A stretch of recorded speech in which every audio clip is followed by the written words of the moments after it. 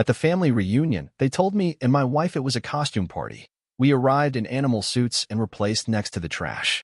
Daniel, we forgot our wallet and our cards too. My sister-in-law laughed when the $17,500 bill arrived. Your family, cover it, she snapped. I whispered, never again. Next morning, I blocked their accounts, froze $9,800 savings, canceled the lease. I should have known something was off the moment we pulled into the driveway. The invitation was clear: family reunion, costume party theme. Bring your best animal suits. My wife, Emily, was giddy about it for weeks. She ordered matching full-body fox costumes, complete with ears, tails, even little gloves that made it impossible to properly use your phone.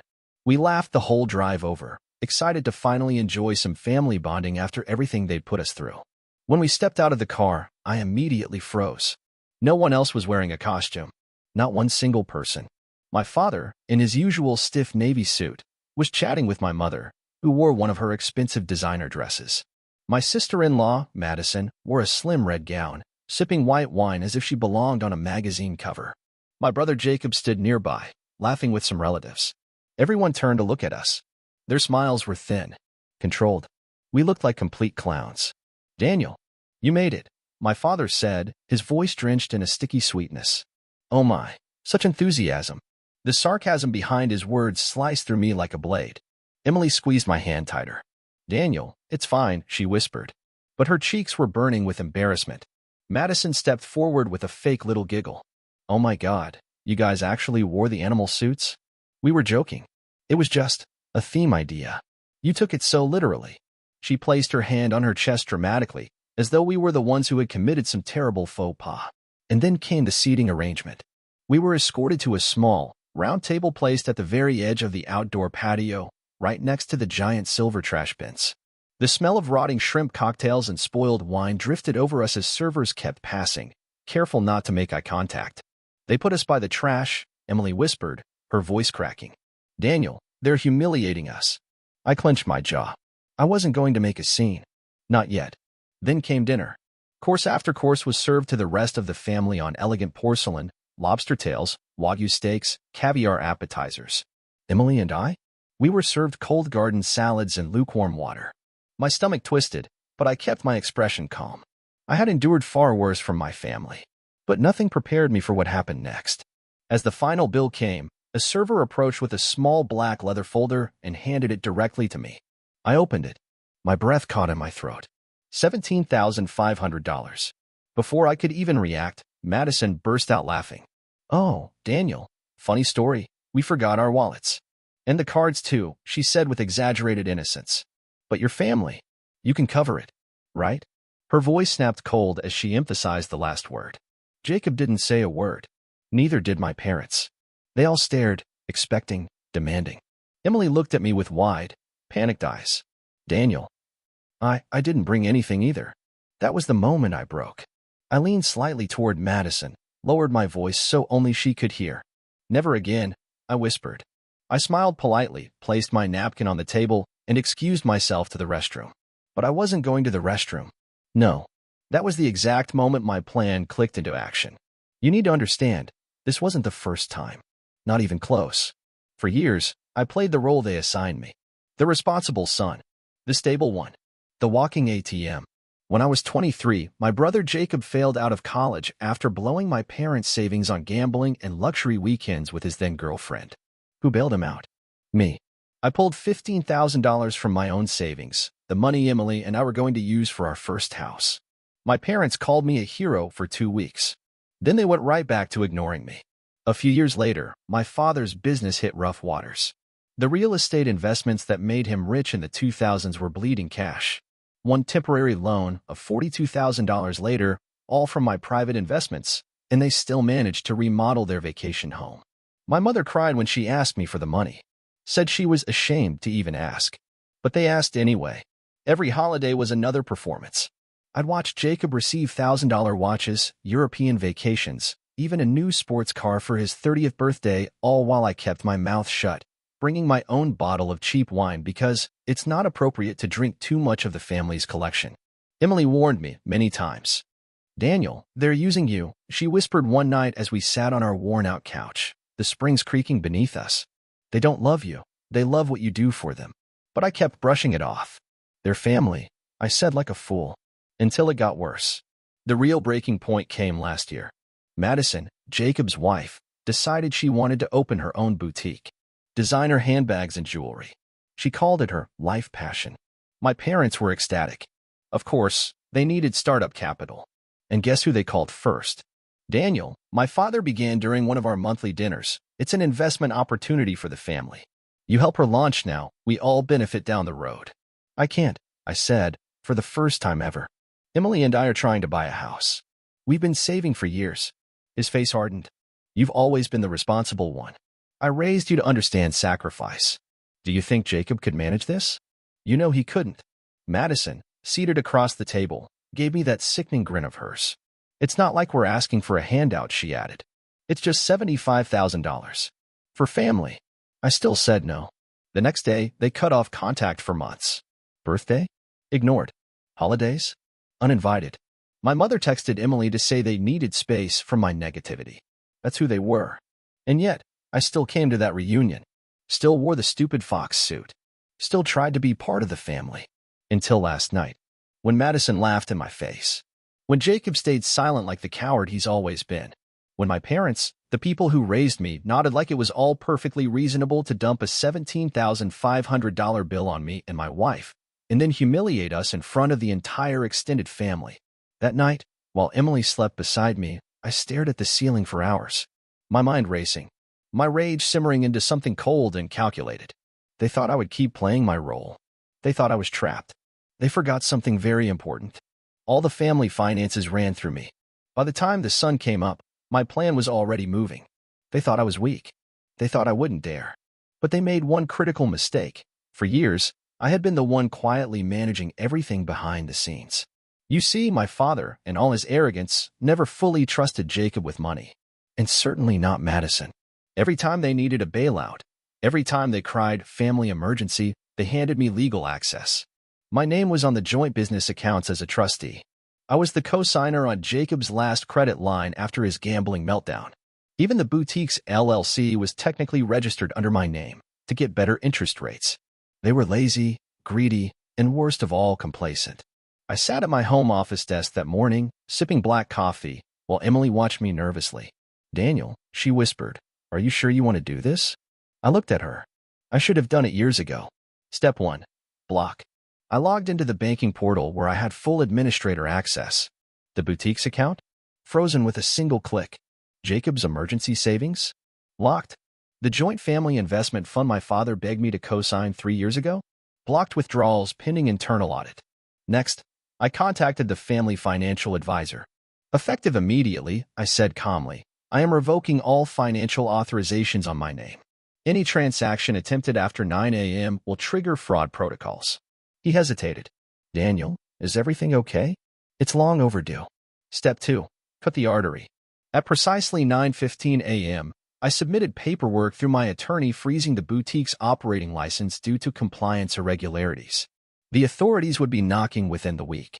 Madison's precious boutique, her entire identity, was now paralyzed.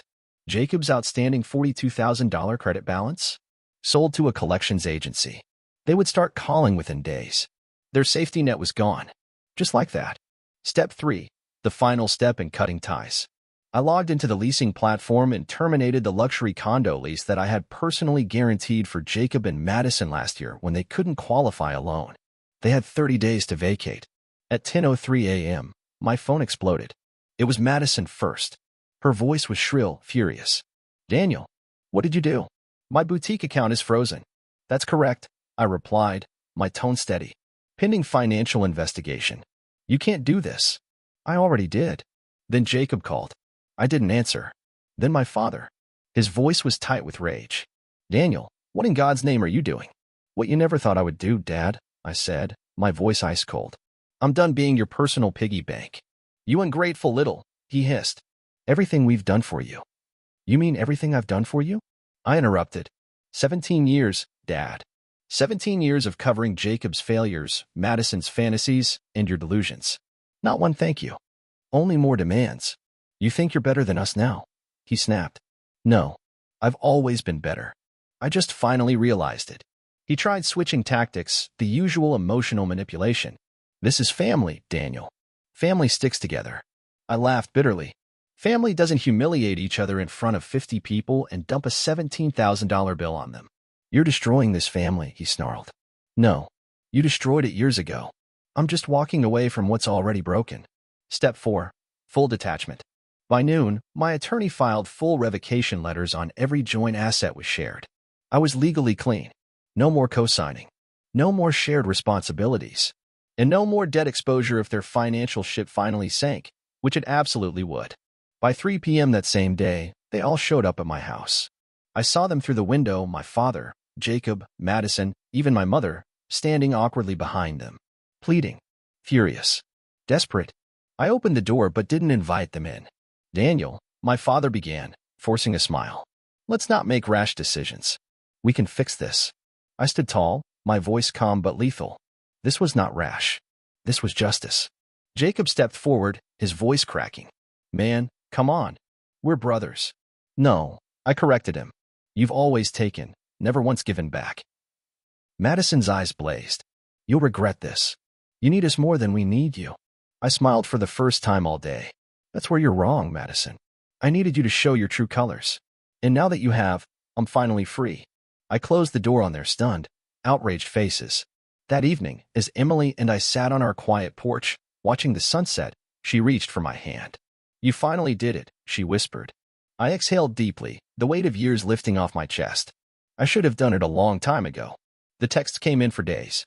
The calls. The threats. The begging. I blocked them all. The silence after the storm was strange. For the first time in my adult life, my phone wasn't vibrating every few hours with another family demand, guilt trip, or financial crisis. But the chaos on their side?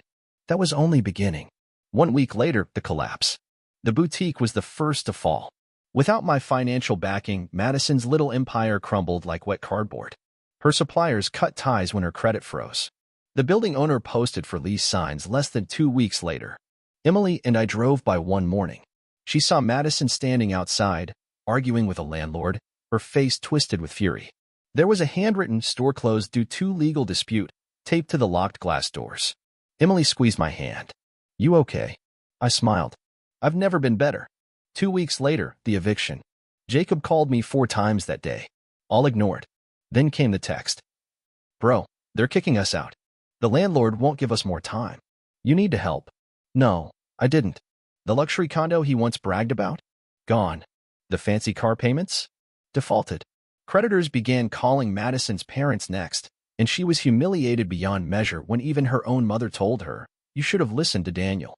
They moved back into my parents' house, dragging their 2 spoiled kids into the circus. My parents' perfect little family image was shattered like a champagne glass hitting concrete. 3 weeks later, my father's empire finally shook. Without access to the frozen joint funds, my father's business loans began collapsing. For years, he'd been quietly moving debt between entities, hiding shortfalls. I was the one who made it possible until I wasn't. One afternoon, his banker called me by mistake, not realizing I had pulled my authorizations. Mr. Grayson, are you prepared to provide personal guarantees for your father's upcoming balloon payment? No, I said simply. Not anymore. Silence on the other end. Without me, my father was exposed, no fallback, no buffer, no bailout. Within 60 days, 2 of his commercial properties went into pre-foreclosure. His country club friends stopped returning his calls. The private poker nights where he used to brag about how smart his investments were dried up instantly. The relatives came next. Suddenly cousins, aunts, and uncles I hadn't spoken to in years started reaching out. Daniel, maybe you're overreacting? You know how your father gets under pressure. Be the bigger man.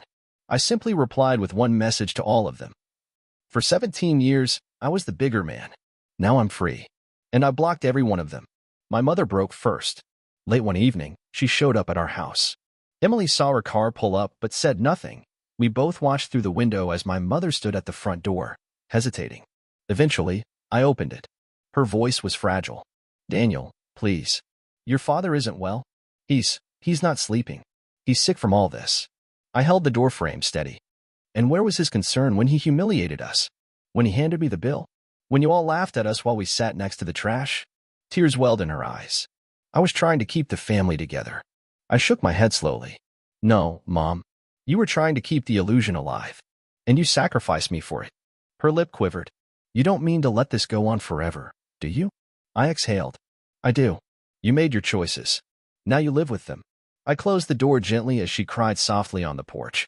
And then came the final blow, Jacob's betrayal of my father. Out of pure desperation, Jacob turned on him. Jacob cut a deal with one of my father's creditors, offering insider information on the collapsing businesses to negotiate reduced liability for himself and Madison. My father's golden boy, the son he always protected, sold him out for personal survival. The last time I heard from my father was through a lawyer. He wanted me to testify on his behalf in the civil litigation that was coming. My lawyer replied for me. Mr. Grayson declines. No further contact. What happened to us? Emily and I? We finally bought the house we dreamed of. No loans tied to my family. No signatures shared. Every dollar we spent was ours. I opened my own consulting firm, freed from the black hole of family obligation. We traveled. We breathed again. For the first time in years, Emily looked at me one morning and said, "You seem lighter." I simply replied, "Because I am." But the most unexpected moment came 6 months later. One evening, while walking through the park with Emily, a woman stopped us. It was Cheryl, Madison's former business partner, who had cut ties with her when the boutique crashed. She smiled shyly. "Daniel, I just wanted to say, you did the right thing. None of them deserved what you gave them for so long. I'm glad you finally saved yourself." Before I could even respond, she added softly, "We were all waiting to see if you'd ever break free." That was the moment I knew. I didn't lose a family. I escaped to prison. It's strange how peace doesn't feel like fireworks. It feels like silence. Clean, pure silence. The kind I never knew when I was trapped under the weight of their endless demands. 1 year later, my phone no longer rings with unknown numbers tied to my family. No more late-night texts from my father hinting at urgent financial matters. No more emails from Madison with thinly veiled threats disguised as apologies. No more Jacob pretending to be my brother only when he needed something. Gone. All of them. Erased like a virus finally purged from my system. Emily and I sit on the back deck of our new home, ours and only ours. The sun melts into the horizon as soft music plays in the background. The only noise comes from the trees rustling in the wind. For the first time in my adult life, I'm not waiting for the next disaster, because I don't belong to them anymore. Reflection hits me in waves. How many years did I waste trying to buy love? How many times did I let them bleed me dry while calling it family duty? How many holidays did I sit at that table, watching them praise Jacob for achievements he never earned, while my sacrifices were invisible? The worst part? I thought that was normal. That this was what family was supposed to be, one person bleeding, while the rest feast. But no more. The final nail came just weeks ago. I received a certified letter from my father's lawyer.